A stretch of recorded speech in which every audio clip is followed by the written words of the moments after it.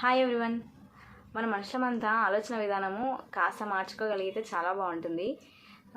ఈ విషయం ఎందుకు అంటే, ఒక చిన్న ఎగ్జాంపుల్. మనం గుడికి వెళ్ళినప్పుడు మన చెప్పులు అని ఎక్కడ వదులుతారు? అందరూ దాదాపుగా బయట వదిలేస్తాం. అటు కాకుండా స్టాండ్స్ ఉంటే స్టాండ్స్లో వదిలేస్తాం. మనకు చెప్పుల పైన ఎంత కేర్ చూడండి.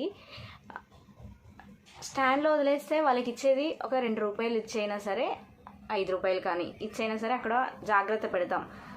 వాటికి అది ఒక బీమా లాంటిది.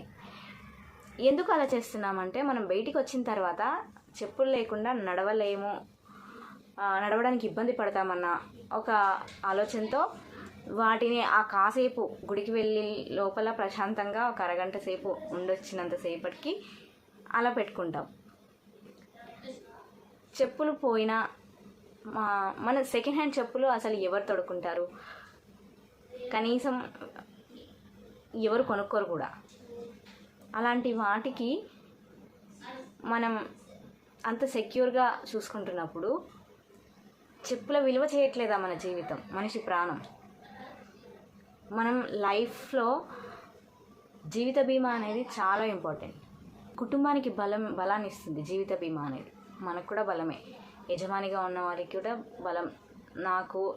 నేను లేకపోయినా నా ఫ్యామిలీకి అండగా ఉంటుంది అని కనీసము ఆ వైపున కూడా ఆలోచించట్లేదు. ఎందుకు నాకు ఈ థాట్ వచ్చింది అంటే, ఒక కుటుంబము యజమానిపై ఆధారపడ్డప్పుడు, యజమాని కనుక లేకపోతే ఆ కుటుంబం ఎంత బాధపడుతుందంటే, వైఫ్ పిల్లలు ఖచ్చితంగా వీళ్ళ ముగ్గురికి ఎక్కువ బాధ అనేది ఉంటుంది. మిగతా వాళ్ళు ఎవరైనా సరే కాసేపు కొన్ని రోజులు బాధపడి వదిలేస్తారు మనుషులు లేకపోతే.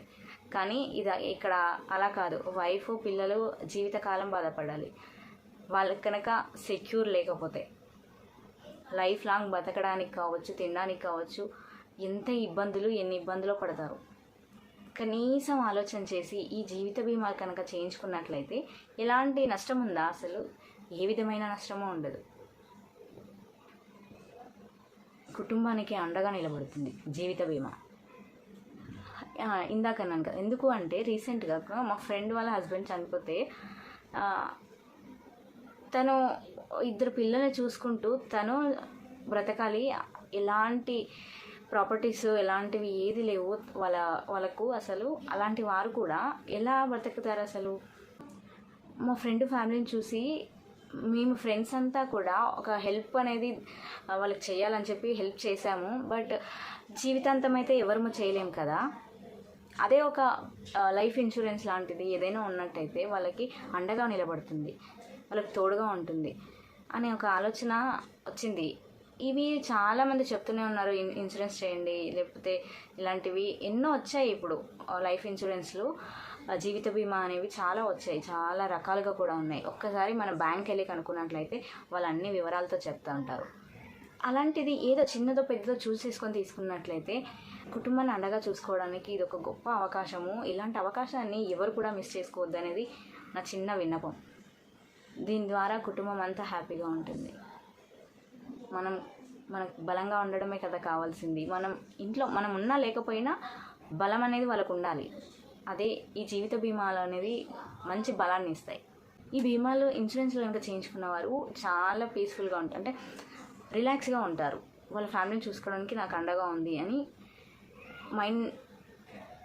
మెంటల్గా చాలా హ్యాపీగా ఉంటారు. వాళ్ళకు మెంటల్ హెల్త్ కూడా చాలా బాగుంటుంది. మనకు కావాల్సింది కూడా అదే కదా. సో ఇదన్నమాట నా యొక్క చిన్న ఆలోచన. Thank you so much.